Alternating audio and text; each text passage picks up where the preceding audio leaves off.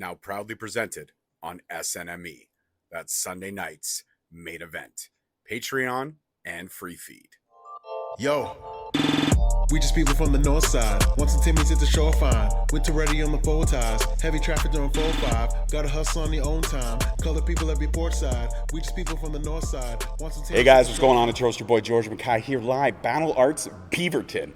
I never thought I would ever say those words. Both of us being here from the big cities and stuff like that. But guys, look who's back. The reigning, defending Beaverton Battle Arts champion.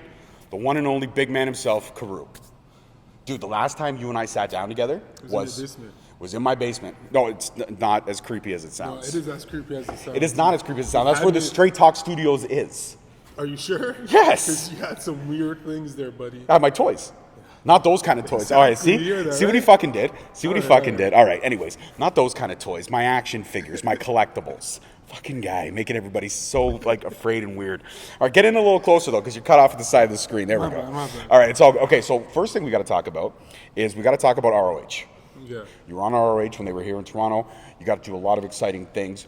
What was that whole experience like? Because now that AEW Dark and Elevation is gone, we're not getting that chance to see a lot of the indie talent anymore, which is unfortunate because I thought that was the one thing that AEW was doing correctly, giving all these indie talents a spotlight, and now not so much. So what's your thought process on that? It was good, honestly. And then, like, I understand AEW Dark was a good platform, but I feel like ROH now, the way they're trying to push it, is like even a bigger platform that they're creating. Mm-hmm. So at least, being put on that is, I feel like, kind of better because now you're actually being seen by everybody else instead of going on YouTube trying to look for the link, for Dark. Mm-hmm. But my experience though was it was fun. It was exciting. Just because being raised in the city and growing up here, you go to the ACC to watch everything. From the Raptors playing the Leafs and then watching WWE coming through. So just being in that building and being able to wrestle in that building was like a childhood dream. So it felt great. I still think about it till this day, which is pretty funny. But it's nice. I feel like I would sorry. It will happen one day. I can get more opportunities to wrestle on that. 100%. I believe you have a great character, and I love that the last time we spoke, we touched on all that, the origin of the characters, paying homage to your home country and all that kind of stuff, and all the turbulence at the time when we spoke of what was going on over there, which is still going on, but I guess a lot of people probably aren't, it's not so much in the media or in the news, people aren't really talking about it. And honestly, what bugs me a lot is like it would never be on the news, it would never be shown, unless you know someone from the country that's willing to tell you what's going on. But sadly, for the Western media, it's not important. We're not important. And that's unfortunate. Yeah. Everyone should be important. Like the news should be just relaying information, not relaying information that removes parts of it that doesn't empower the citizens. Yeah. That's a quote from Tom McDonald right there, guys. I do keep up on my hip-hop. Not taken away from everything that is happening. I'm glad that there is, a spotlight on what's happening, that where everybody's actually being vocal and trying to stop. It's just sad that there is a lot of things that are happening in different countries that sadly the Western media doesn't really care about it. I come from one of those countries, so. Absolutely. Well, let's talk on a brighter note and everything like that. You've had a great career so far, and it's far from over. I don't say great career like you're going to hang it up tomorrow. You've had a great career, and I love everything about what you're doing and the fact that you helmed the Battle Arts Mississauga Championship, and now you're helming the Beaverton Championship. It's always good to come home again. Mm-hmm. You've been booked elsewhere. You've had a great run at Destiny when you were booked there. You've had a great run at other promotions when you were booked there. You're just getting more exposure for yourself. Do you find that post-COVID, because pre-COVID you were running pretty solid, do you find post-COVID it's been a struggle for promoters to, give your character a chance? Sorry to cut you off. Yeah, no. But 100%. Yeah, that's like, I tell a lot of people, before COVID, it was like, I was getting out there more, getting more messages, showing up more. And then once COVID happened, it feels like I have to start all over again, which is okay. I like it. It's very humbling to actually start from the ground up because I feel like now I'm at more of an advantage because I already got that feeling once. It's starting to happen again, which I'm very thankful for. Mm-hmm. And knowing where I am now and my skill level now, it is actually more of a blessing than a curse. So I'm very thankful that actually it happened because I get to figure out more of myself, and as I'm basically still new, which I'm happy about, like it still opens more doors because nobody still knows about me. So like it gives me a little bit of a lean way into certain things. Right. They've never seen me wrestle. I can at least perform. Once they see me wrestle, they're like, okay. So 2023 is coming to an end. When this drops, it'll be literally a week or two before Christmas. So when 2024 begins, and it's literally around the corner now, 2023 went by ridiculously fast. Way too fast. Way too fast. But as you find yourself, I guess, coming back in, and like you said, starting from scratch, has it given you an opportunity this year to retool the Beast from the East character? Has it given you an opportunity to add layers to it, maybe take layers that weren't working away? And as we move on into 2024, how do you plan to level up Karou? By changing them up a little bit.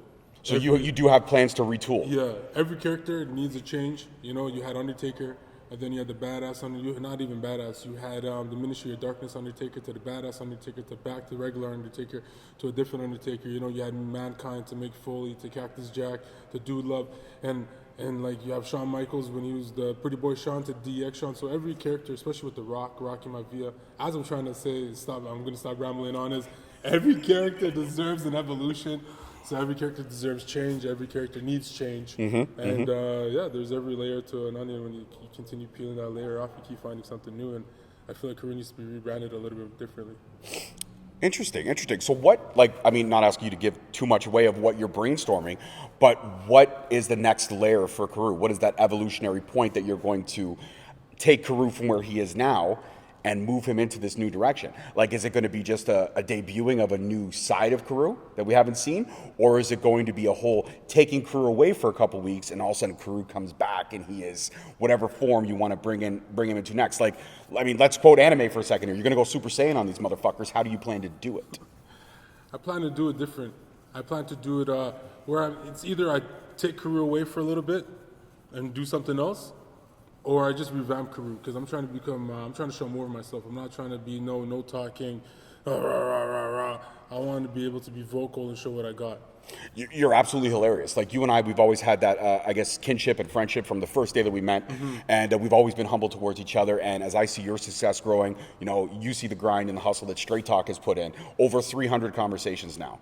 When we talked, I was at 20, 30. Now almost 300. Like, that's ridiculous, the amount of people that I've spoken to. And to sit back with you, 3-4 years later, to see where we are both now, it's incredible. It is. And as you move forward now and you build this Beaverton brand over here that we got, which is an exciting promotion. It's fun. It's always packed. Who would have thought? But in a small town, there's really not a whole lot to do. There's surprisingly enough a shit ton of dentists over here, though. I wonder why. A lot of people here don't have. I'm going to get off kilter here. I'm going to my commentary side of stuff. I don't want to get canceled. But when you look at building up Mississauga as being the inaugural champion there, and then building up Beaverton as being the inaugural champion here, pretty much, how does it stem from you to be the flag bearer for both of these promotions? When Battle Arts Pro in Mississauga was starting to now Battle Arts Beaverton starting up, you being that crown jewel, you being that locker room leader, you being that centerpiece, does it weigh a lot on these shoulders, or does it just humble you even more to know that this Battle Arts is always saying Karou is that top star that we see him as? No, it's not. It's not no heavy weight on my shoulders, to be honest with you. It's yes, it is humbling. I do love it because this is where I actually started everything. I was never a wrestler. Obviously, I was once a football player that came into wrestling. So Battle Arts taught me everything that I really need to know about pro wrestling and wrestling itself. So being able to be the face of Battle Arts, it's humbling. I love it because I already know when people think about Battle Arts. Obviously, I feel like majority of the time my name is probably brought up, or people put my face to that name, which is nice. And I feel like it's just been over the years of grinding, and I'm thankful for that respect. And it is easy when everybody else respects you in the back, when everybody else that comes through this program respects you as well. So it's nice, and I always just keep it 100 and never be fake, I guess. Always be who you are, and people are just gonna respect you for who you are. So I'm thankful for Battle Arts for always being able to give me the rock and run with it, per se. I like that. Give you the rock and run with it. I think that's the best way to put it, is to give you the rock and run with it. Now, Karou has been pretty much all over Ontario. You've wrestled here, you've wrestled there. I'm not sure if you branched off into other provinces, but if you have, great. If you haven't, are you planning to? And are you also planning to take Karou stateside where there are a lot more eyes on the product? That's where I need to go. I need to go to America. I need to do this. I know, like, that's where it's at, man. And unfortunately, like, it's very hard for Canadians, and I hear a lot of stories. The red tape is ridiculous. Yeah, and it gets me. I get nervous, man. I'm not gonna lie. I get scared. Like, I'm 32, so if I get banned, that's it. You know, not really. It's not really that's it, but that's a dent into the career. You know what I'm saying? That's a big pause. So it's like I'm down to risk it for the biscuit. I just gotta be smart when I do it. So like my goal is to go to America. I just gotta talk to a few people. Well, you could just, you know, I mean, not to give anything away. I hope no border officers are watching this, but you can always say you're going on vacation, and then when you happen to go on a vacation to a place, hey, you start hitting up promotions, right? Yeah. As long as you, I've thought about that actually. you know, listen, where are you going? I'm going to Atlanta for a family. I got family in Atlanta. I'm going to go see them. Cool. You go to Atlanta, boom. You're hitting up Cody Rhodes Brochure. You're swinging by the Nightmare Factory.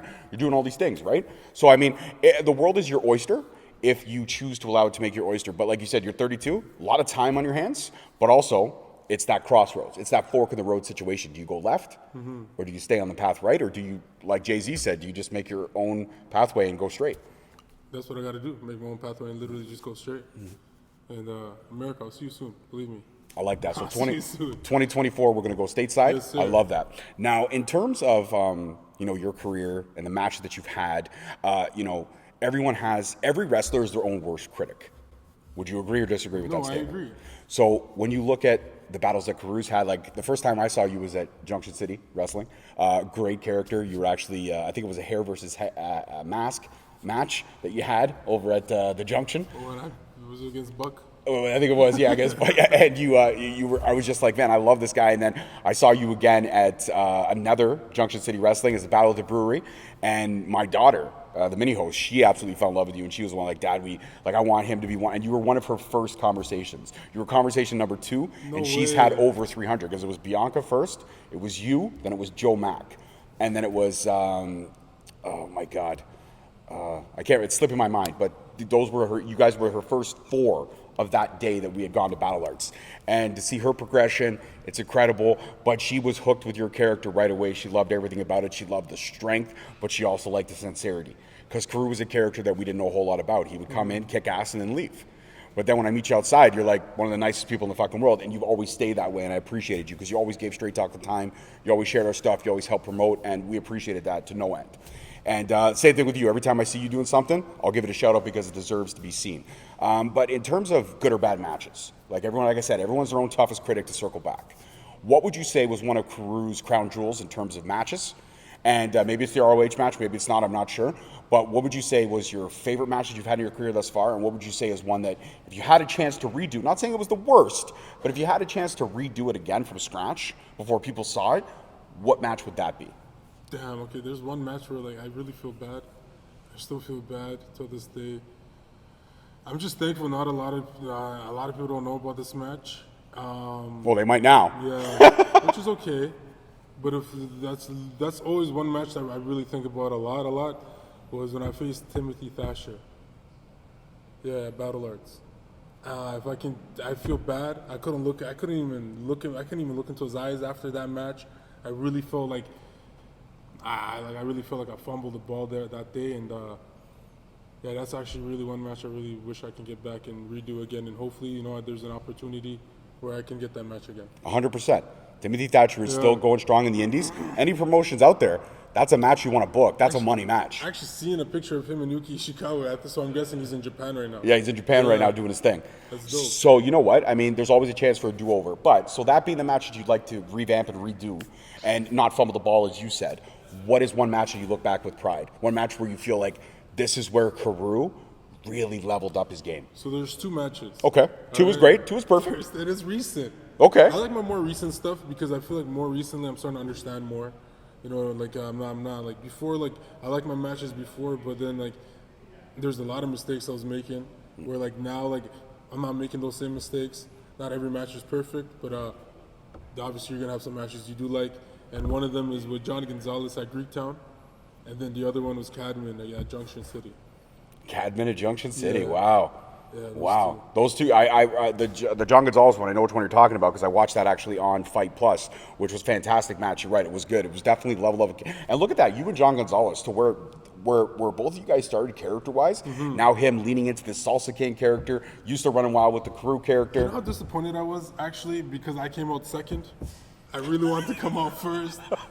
All right, it's because okay, guys, if you guys want to hear a great reaction, go to Greektown and wait till Salsa King comes out.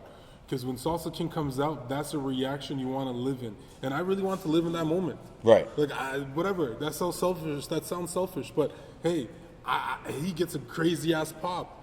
So his pop Well, because he's grinding, he's moving, he's got those hips on all cylinders, and they go man. Crazy for him. Yes. Oh, the first time when I seen it, and I was just standing in the ring, and I'm just like, wow, Salsa King, amazing. This is great. And we spoke about it after. And then the day of the show when we were facing each other, I'm like, great, I'm going to go out first. They said, no, Karou, John's going to go out first. I said, why? So Harpo, why? What's up with that, man? Like, whatever, it's still good, obviously, because I got a great reaction coming out second. But, man, John Gonzalez, man, like, fuck. He has a really great character. I'm so happy he did Salsa King because he's Colombian. I don't know if Colombian salsa a lot, but, man, it's that Spanish vibe, man. Exactly. It's that Spanish vibe. I love you got to live in it. John is a great guy, and he's humble as hell. We have great chemistry, and that helps a lot. Especially with Cadman, we have great chemistry, which helps a lot. Like, that match, I was on an ultimate high. We just kept messaging each other the whole time, just like thanking each other of how great and easy that match was. And it's nice because it was Cadman's match, and then after Cadman's match, oh man, you know what match I really liked too? The match with not Big Bill. That was the Big Bill's ROH. Big Time. Bill Collier. Yes. Big time Bill Collier. Yes. Yeah. That match was so nice, man. Yeah. That match was lit. Bill that match is too, bro. That match was actually up there. I gotta stop because I'm just gonna keep. Yeah, honestly, man, I like my matches this year compared to any other year. So like. So you feel like now in your 32nd year of life, your 32nd trip around the sun, we shall say, and 2023 was your best year in pro wrestling. This is where you feel like you've really understood who you are and what you can do in that squared circle? I wouldn't say best year because inshallah there's going to be many more good, great years. But I would say this was the year I was able to, get to slowly understand the game even more. So you think your storytelling has improved? You think Yes. your emotional range with the audience, your connection ability with the audience? Not as a babyface. Babyface, I'm still working on that. But as a heel, yes. You get heat. You do get I heat. Great heat. You do get great heat. And it's one of these ones. It's like this. Oh man, what are you saying? You good, George? Because you know I was gonna leave you hanging. You knew it, and that's how the heat comes. I'm not gonna let you do that, man. I could see you. I could honestly see you when they do put a mic in your hands. I could see you being the type of heel where it's like, "What's going on, ladies? It's Karou, the Love Machine." I just want to say that even though Beaverton has a lot of dentures here, I'd be willing to give all of you a chance. And that's where you can get that organic heat. It's like, listen, I know you're used to banging your cousin, but give Karou a little love. Yeah, you know. Back home, I'm used to the second cousins. All right. So before we wrap it up, two more questions. I'm going to go let you prepare for your match ahead of time. But in terms of places that you want to hit on your bucket list, we've talked about the States. We've talked about maybe branching across Canada a little bit more. What about going international? What about going to Europe, UK, all those places? Because the UK has a phenomenal wrestling scene. They do. I want to go to Europe. Especially I want to get more. So my goal, and I'm thankful like it's slowly happening, is I'm trying to build my Kurdish fan base. You know, I'm trying to build a fan base back home in Kurdistan. I'm trying to create a fan base of basically Kurds all over the world. Because why not? You know, I'm a Kurd. I'm representing. I'm an honorary country. Kurd. I'm like an honorary Oos. I'm an honorary Kurd. Exactly. Right? So it's like that's my goal, and it's slowly happening. So Europe has a great Kurdish community. So like Sweden has a lot of Kurds, the UK has a lot of Kurds, where else? Germany has a lot of Kurds. So they're all spread out, especially Finland has a lot of Kurds.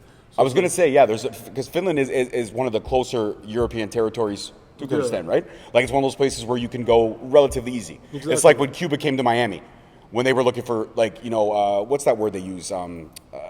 sanctuary when they're looking for sanctuary to try to get away from everything that's going on over there. So Finland is one of the closer places where they can get to relatively safely and easily. Yeah. So that's great. So that's huge, man. I mean, Finland? Who would want to wrestle in Finland? My cousin lives in Finland. See what I'm saying? You've already got it in. You got it in. Yeah.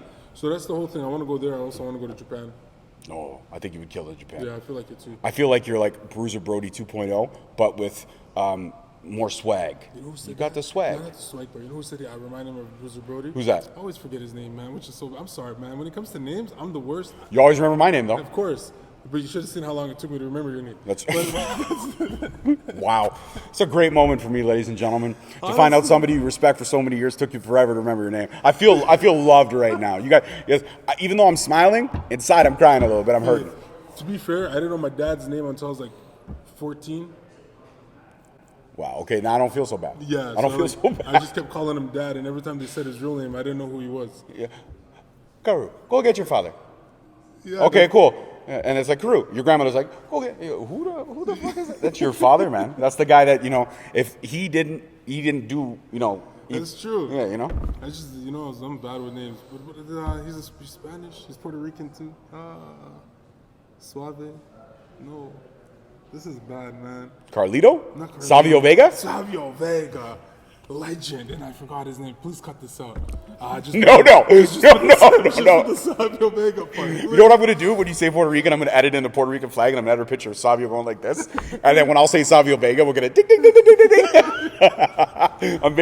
I'm basic moment. I love it. So Savio Vega told you that you remind him of Bruiser Brody. Wow. So I got to pick him up, all thanks to the Chinese Decker. He asked me if I can pick him up and bring him to the hotel. So I said, no worries. So I picked him up, and I just gave him my YouTube channel. He was watching film, and he goes, "You remind me of Bruiser Brody." And I got so excited.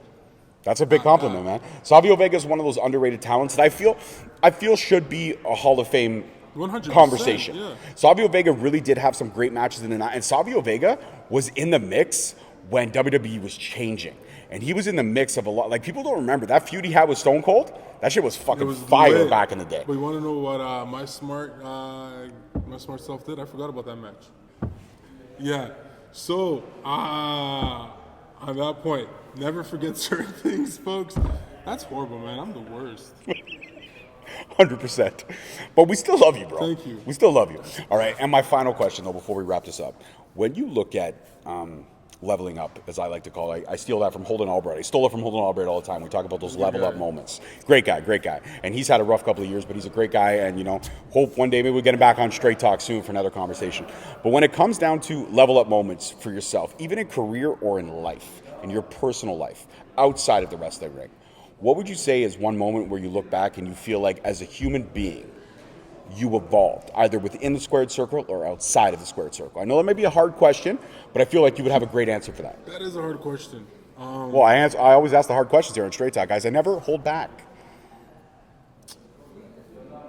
Yeah. Was it when you had that amazing fish and chips in Beaverton, which smelled fantastic? And even though I'm trying to fish say, and chips. That was nasty. I'm never buying that again. Okay, wow. It was the chicken tenders. I highly don't recommend. You don't go to a fish restaurant and get chicken tenders, man. Yo, man, honestly, it was either that or fish and chips, and I was not really wanting fish and chips. You didn't want the haddock. No, I didn't want that headache. Okay, so back to the question, though. A moment where you feel like you leveled up either inside or outside the squared circle, as a performer or as a human being.